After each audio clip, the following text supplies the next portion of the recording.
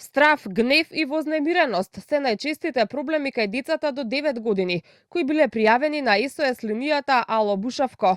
Од првата детска амбасада во светот меѓаши порачуваат дека состојбата со менталното здравје кај децата е алармантна.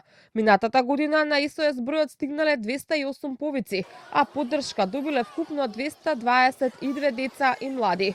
74,2% од пријавите се однесувале на проблеми со менталното здравје. 97 деца се пожалиле на страф и вознемиреност, 93 на тешкотии со гневот, а 79 деца изразиле длабока загриженост за себе.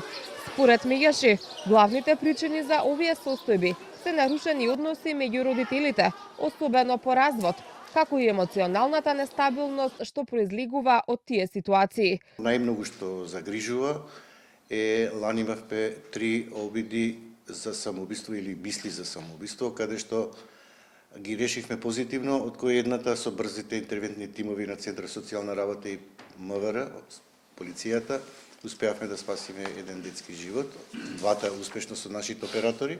Сведочиме на се повеќе случаи каде децата се повлекуваат во себе или пак имаат предизвици во своето ментално здравје поради некоја навредлива порака или коментар, или поради изолација или да речеме исклучување од некоја група за комуникација со своите врсници. Иако првата СОС линија за деца и млади е формирана во 1993 година, 10 години пред првата интернационална линија, се уште не е хармонизирана со Child Care International, мрежата која ги обединува сите СОС детски линии. Змијанац најавува наскоро и кај нас да профункционира европскиот број 116 111. Позитивните сигнали стигаат, дојавите треба да бидат бесплатни, да не бидат на товар на дојавувачот, туку да биде на товар на операторот.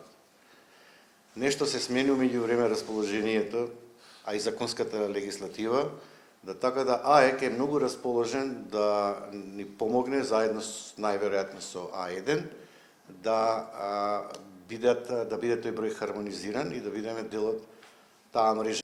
На телефонскиот број за помош на млади имало и повици на граѓани од Кочани, кои познаваат некој во чие семејство има жртва од трагедијата во Кочанската дискотека, а преку психолозите барале начин да им помогнат во пребродување на траумите.